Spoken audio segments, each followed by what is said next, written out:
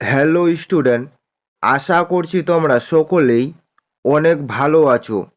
আজকে আমরা আলোচনা করব ডাব্লিউবিপি ও কেপি পরীক্ষার জন্য অত্যন্ত গুরুত্বপূর্ণ প্রশ্ন ও উত্তর। ক্লাসগুলি তোমরা খুব মনোযোগ সহকারে প্রথম থেকে শেষ পর্যন্ত দেখতে থাকো। আশা করছি তোমরা কমন পেয়ে যাবে। আজকে আমাদের প্রথম প্রশ্ন রয়েছে, বিশ্বের বৃহত্তম লিখিত সংবিধান কোন দেশের? এর সঠিক উত্তর হবে বিশ্বের বৃহত্তম লিখিত সংবিধান হচ্ছে অপশন সি অর্থাৎ ভারতের। এটা কিন্তু একটি অত্যন্ত ইম্পর্টেন্ট একটি কোশ্চেন রয়েছে, বিশ্বের বৃহত্তম লিখিত সংবিধান কোন দেশের? তারপরে চলে যাব পরবর্তী নাম্বার কোশ্চেনে। পরবর্তী আমাদের দ্বিতীয় নাম্বার কোশ্চেন রয়েছে, ভারতের কোন রাজ্যকে পঞ্চনদীর দেশ বলা হয়? এর সঠিক উত্তর হবে ভারতের হচ্ছে পাঞ্জাব রাজ্যকে হচ্ছে পঞ্চনদীর দেশ বলা হয়। তারপরে চলে যাব পরবর্তী নাম্বার কোশ্চেনে। পরবর্তী আমাদের তৃতীয় নাম্বার কোশ্চেন রয়েছে, নিচের কোনটি সৌরজগতের শীতলতম গ্রহ? এর সঠিক উত্তর হবে সৌরজগতের শীতলতম গ্রহ হচ্ছে অপশন সি অর্থাৎ ইউরেনাস। তারপরে চলে যাব পরবর্তী নাম্বার কোশ্চেনে। পরবর্তী 4 নাম্বার কোশ্চেন রয়েছে, নিম্নলিখিত নিচের কোনটি ভারতের পুরাতন হাইকোর্ট? এখানে 4টি অপশন দেওয়া রয়েছে। ভারতের পুরাতন হাইকোর্ট হচ্ছে অপশন এ অর্থাৎ কলকাতা হাইকোর্ট। তারপরে চলে যাব পরবর্তী নাম্বার কোশ্চেনে। পরবর্তী আমাদের 5 নাম্বার কোশ্চেন রয়েছে, পরিবেশের প্রধান উপাদান কয়টি? এর সঠিক উত্তর হবে পরিবেশের প্রধান উপাদান হচ্ছে মোট 3টি। তারপরে চলে যাব পরবর্তী নাম্বার কোশ্চেনে। পরবর্তী 6 নাম্বার কোশ্চেন রয়েছে, হরিজন পত্রিকার সম্পাদক কে ছিলেন? এর সঠিক উত্তর হবে হরিজন পত্রিকার সম্পাদক ছিলেন হচ্ছে অপশন ডি অর্থাৎ মহাত্মা গান্ধী। তারপরে চলে যাব পরবর্তী নাম্বার কোশ্চেনে। পরবর্তী আমাদের 7 নাম্বার কোশ্চেন রয়েছে, জাতীয় কংগ্রেসের প্রথম ভারতীয় মহিলা সভাপতি কে? এর সঠিক উত্তর হবে জাতীয় কংগ্রেসের প্রথম ভারতীয় মহিলা সভাপতি হচ্ছে অপশন বি অর্থাৎ সরোজিনী নাইডু। আর তার সঙ্গে তোমরা অবশ্যই কমেন্টের মাধ্যমে জানাও, সরোজিনী নাইডু জাতীয় কংগ্রেসের প্রথম ভারতীয় মহিলা সভাপতি কত সালে হয়েছিল? এটাও কিন্তু একটি অত্যন্ত ইম্পর্টেন্ট একটি কোশ্চেন রয়েছে, জাতীয় কংগ্রেসের প্রথম ভারতীয় মহিলা সভাপতি কে? তারপরে চলে যাব পরবর্তী নাম্বার কোশ্চেনে। পরবর্তী 8 নাম্বার কোশ্চেন রয়েছে, মিতালি রাজ কোন খেলার সাথে যুক্ত? এর সঠিক উত্তর হবে মিতালি রাজ হচ্ছে অপশন এ অর্থাৎ ক্রিকেট খেলার সাথে যুক্ত। তারপরে চলে যাব পরবর্তী নাম্বার কোশ্চেনে। পরবর্তী 9 নাম্বার কোশ্চেন রয়েছে, ভারতের প্রথম নাগরিক কাকে বলা হয়? এর সঠিক উত্তর হবে ভারতের প্রথম নাগরিক বলা হয় হচ্ছে অপশন ডি অর্থাৎ রাষ্ট্রপতিকে। তারপরে চলে যাব পরবর্তী নাম্বার কোশ্চেনে।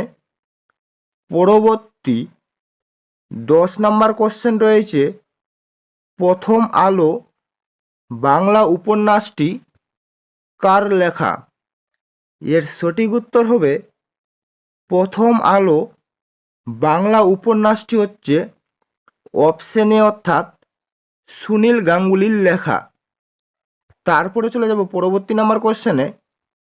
পরবর্তী 11 নম্বর কোশ্চেন রয়েছে, বৃষ্টিপাত পরিমাপক যন্ত্রের নাম কি? এখানে 4টি অপশন দেওয়া রয়েছে। বৃষ্টিপাত পরিমাপক যন্ত্রের নাম হচ্ছে অপশন সি অর্থাৎ রেন গজ। তারপরে চলে যাব পরবর্তী নাম্বার কোশ্চেনে।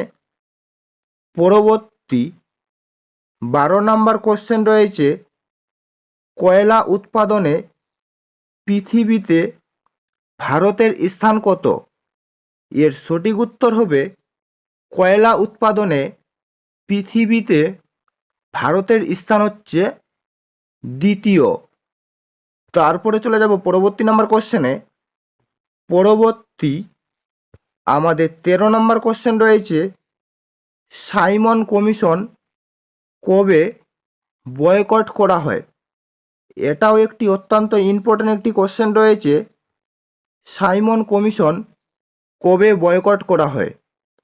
এর সঠিক উত্তর হবে সাইমন কমিশন হচ্ছে 1927 সালে বয়কট করা হয়। তারপরে চলে যাব পরবর্তী নাম্বার কোশ্চেনে। পরবর্তী 14 নম্বর কোশ্চেন রয়েছে, নিম্নলিখিত কোন নদীটি পশ্চিম বাহিনী? এর সঠিক উত্তর হবে এখানে পশ্চিম বাহিনী নদী হচ্ছে অপশন এ অর্থাৎ নর্মদা। তারপরে চলে যাব পরবর্তী নাম্বার কোশ্চেনে। পরবর্তী আমাদের 15 নম্বর কোশ্চেন রয়েছে, কাজিরাঙ্গা জাতীয় উদ্যানটি কোন রাজ্যে অবস্থিত? এখানেও 4টি অপশন দেওয়া রয়েছে। কাজিরাঙ্গা জাতীয় উদ্যানটি কোন রাজ্যে অবস্থিত?